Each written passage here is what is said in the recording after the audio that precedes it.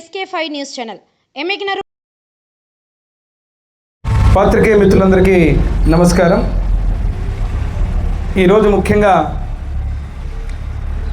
దయ్యాలు వేదాలు వల్లించడం అంటే ఎట్లా ఉంటుందో వైసీపీ నాయకులు రైతుల మీద, మన పశ్చిమ ప్రాంతం మీద తెగ ప్రేమ ఒలకబోస్తూ నిన్న కొన్ని వ్యాఖ్యలు చేయడం జరిగింది. నేను ఒకసారి చరిత్ర గుర్తు చేయాల.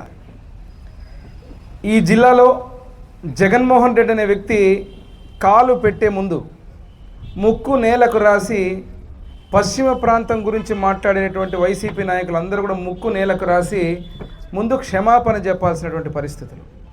ఎందుకంటే ఈ ప్రాంతంలో గుండ్రేవుల ప్రాజెక్టు కావచ్చు, ఆర్డిఎస్ రైట్ కెనాల్ మన పశ్చిమ ప్రాంత జీవనాడి కావచ్చు, ఈ రెండు ప్రాజెక్టుని 1986 కోట్ల రూపాయలతో శాంక్షన్ చేయించి టెండర్ పిలిపించి ఆ పనులన్నీ ప్రారంభించి 4 టీఎంసీ నీళ్ళు ఏదైతే మన రాయలసీమ హక్కో ఆ ప్రాజెక్టుని 2014-19 సందర్భంలోనే ఇక్కడ ఉన్నటువంటి ఈ ప్రాంత రైతుల ఆకాంక్షని, రాయలసీమ ప్రజల ఆకాంక్షని ముఖ్యమంత్రిగా నారా చంద్రబాబు నాయుడు గారు శాంక్షన్ చేసి టెండర్ పిలిపించి ఆ ప్రాజెక్టు ముందుకు తీసుకుపోతే రివర్స్ టెండరింగ్ మీద రద్దు చేసి ఈరోజు రాయలసీమ లిఫ్ట్ ఇరిగేషన్ అంటూ డ్రామాలు మొదలుపెట్టింది మీరనేది మరిచిపోవద్దని తెలియజేస్తున్నా. ముఖ్యంగా ఈ పశ్చిమ ప్రాంతం గురించి మాట్లాడినప్పుడు మీరు చేసినటువంటి పాపం, నేను గతంలో ఉన్నప్పుడు నేను ఓడిపోయిన సందర్భంగా ఆ రోజు ఉన్నటువంటి శాసనసభ్యులను కానీ, అదే రకంగా వైసీపీ అధికారంలో ఉన్నటువంటి పార్టీని కానీ ఎన్నోసార్లు వేడుకోవడం జరిగింది. పార్టీ మారినా, ప్రభుత్వం మారినా ఈ ప్రాంత రైతుకు సంబంధించినటువంటి అత్యంత ముఖ్యమైన ప్రాజెక్టు, ఆ ప్రాజెక్టుని ముఖ్యమంత్రి వారు నారా చంద్రబాబు నాయుడు గారు శాంక్షన్ చేసుకొని వచ్చి మేము మా ప్రజల ఆకాంక్షని ఇక్కడ ఉన్నటువంటి ఆ ప్రాజెక్టును ముందుకు తీసుకుపోండి, మీ పేర్లే పెట్టుకోండి, మీ రంగులే కొట్టుకోండి, ఆ ప్రాజెక్టును కొనసాగించండి అంటే కక్షగట్టి రివర్స్ టెండరింగ్ పేరు మీద నాశనం చేసి ఈరోజు చాలా ఆశ్చర్యం కనిపిస్తూ ఉంది. రైతుల మీద ప్రేమ ఒలకబోస్తున్నారు. అదేవిధంగా టమాటా రైతులు, ఉల్లి రైతులు, మిరప రైతులు రోడ్ల మీద పంట పారబోస్తే, తాలూకాయ వచ్చి మిరప పంటను సర్వనాశనం చేస్తే కనీసం 5 సంవత్సరాలలో ఒక్కరు కూడా పలికిన దాఖలాలు లేవు. మేమందరం ఆ రోజు ప్రతిపక్షంలో ఉన్నప్పుడు పొలాల దగ్గరకు పోయి రైతుల పక్షాన్ని నిలబడి మాట్లాడితే 5 సంవత్సరాలు ఏమాత్రం ఉణుకు బెనుకు లేకుండా ఈరోజు చాలా ఆశ్చర్యంగా రైతుల మీద ప్రేమ ఒలకబోస్తూ మాట్లాడుతున్నారు.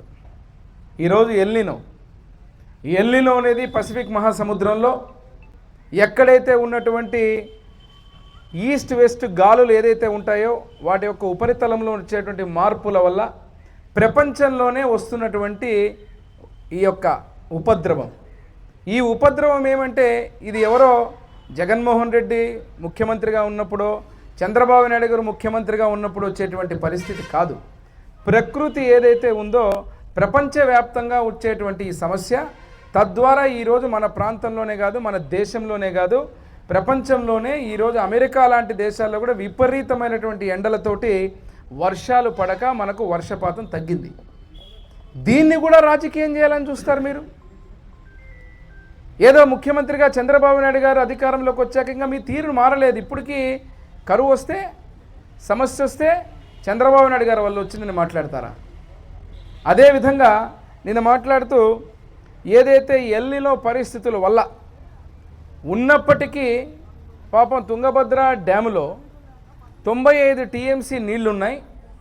ఆ 95 టీఎంసీ నీళ్లలో ఇంతవరకు ఆ నీళ్ళని ఇక్కడికి తెప్పించలేదు అని మాట్లాడుతున్నారు.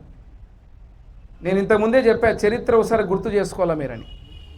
గతంలో 5 సంవత్సరాలలో మీరు కనీసం ఒక గేట్ కానీ, ఒక గేటుకు గ్రీసు కూడా పెట్టకపోతే మొన్న ఇంటర్ స్టేట్ ఉన్నటువంటి అత్యంత కీలకమైన ఆ ప్రాజెక్టుకి కొత్త గేట్లని 50 కోట్ల రూపాయలతో నిర్మించి ఈరోజు 95 టీఎంసీ నుంచి 105 టీఎంసీ దగ్గరగా నీళ్లు ఉండడమే కాకుండా ఆ నీళ్లు రేపు రాబోతున్న ఈ ప్రాంతానికంటే అది కూటమి ప్రభుత్వం, ముఖ్యమంత్రి చంద్రబాబు నాయుడు గారి చొరవతో వచ్చినటువంటి ఆ ప్రాజెక్టు డ్యాములో ఈరోజు ఆ పరిస్థితిలో ఉన్నటువంటి నీళ్లు, దాన్ని మర్చిపోయి 5 సంవత్సరాలు మీ అధికారం ఉన్న రోజు ఒక్క గ్రీసు కాదు కదా, ఒక్క ముక్క కూడా పనిచేయని మీరు ఈరోజు రైతుల మీద ప్రేమ ఒలకబోస్తూ మాట్లాడుతున్నారు.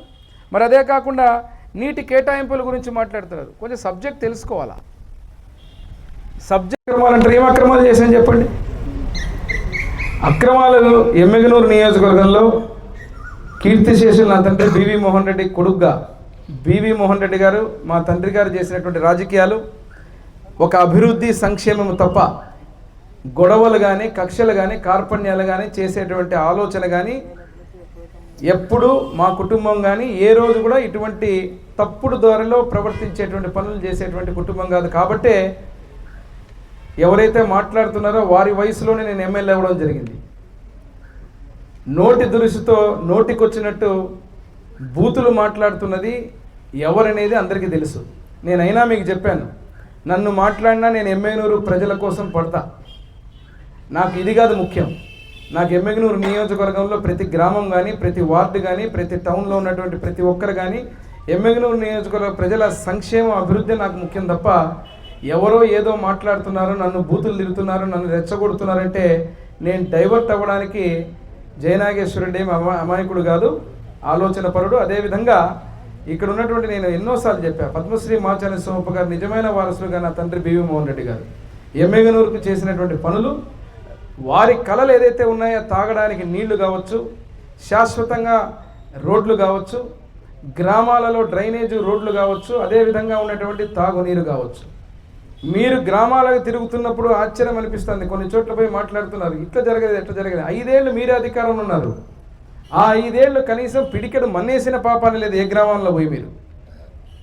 అది మర్చిపోయి ఇప్పుడు వచ్చిన 2 ఏళ్లకే అంటున్నారు ఈ రోడ్డు వేయలేదా ఆ రోడ్డు వేయలేదా అని. అన్ని రోడ్లు వేస్తాం. ఏం ఆలోచన వద్దు, ఏ రోడ్డు అయితే పడినాయో ప్రతి రోడ్డు వేస్తాం. ఇంకా చరిత్ర గుర్తు చేసుకోవాలంటే మీ సొంత ఊరిలో మెయిన్ రోడ్డులో ఉన్నటువంటి గుంతను 5 సంవత్సరాలు పూడ్చలేకపోయారు మీరు. ఆ రోజున్న పరిస్థితికి ఎందుకు చేయలేకపోయారు మరి మీరు అభివృద్ధి గురించి మాట్లాడుతూ ఉంటే చాలా హాస్యాస్పదంగా ఉంటుంది. వైసీపీ పార్టీ నైజం అదే, నేను చెప్పాను కదా, సబ్జెక్ట్ తెలుసుకోరు, సబ్జెక్ట్ లేదు, ఎవరో చెప్పింది వచ్చి వల్లించడం కాదు. సాక్షాత్తు వారి మాజీ ముఖ్యమంత్రి వారు ఏం మాట్లాడుతున్నారో చూస్తున్నారు కదా. డిఎస్సి ఏపీఎస్సి 2 ఒకటే కదన్నా అంటాడు. ఇంకా ఏం చెప్పాలి మరి? ఇంకా ఈ లెవెల్లో ఉంటే ఇంకా మనం ఏం చెప్పలేము సబ్జెక్ట్. ఇంకా అంత మేధావులకు మనం ఏం చెప్తాం చెప్పు. ఏమీ చేయకపోతే ప్రజలు ఊరుకుంటారా? సింపుల్ సమాధానం.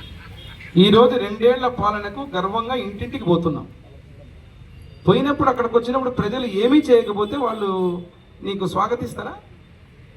చెప్పరా? వాళ్ళ బాధ చెప్పరా? వాళ్ళ వేదన చెప్పరా? మేము ఇంటికి పోయినప్పుడు స్పష్టంగా చెప్తున్నాం, ఏమి వేసాం, ఏమి ఇచ్చాం, ఏం చేయబోతున్నాం, ఏమి ఇస్తున్నాం. నేనేం చెప్తున్నా, 100% జరిగిపోయిందని చెప్పడం లేదు.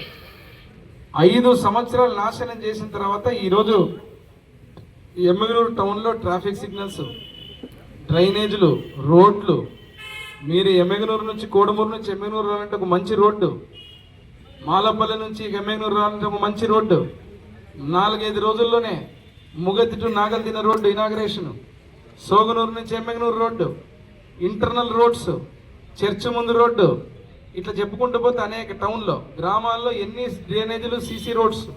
ఇది కాకుండా ప్రతి గ్రామంలో ఆర్టీఎస్ కింద అందరికీ 3 ఫేజ్ కరెంటు కింద అన్ని గ్రామాలు ఈరోజు ప్రత్యేక దృష్టి పెట్టి 2 ఏళ్లలో మొత్తం ముగించడం జరిగింది. అదే రకంగా ఈరోజు రైతులు, ఇంతమంది రైతులు వచ్చారంటే ఆ రైతులకు నీళ్ళు ఇస్తారనే నమ్మకంతో, ఈ ప్రభుత్వం మీద నమ్మకంతో వచ్చిన రైతులు ఊరికే రారు కదా.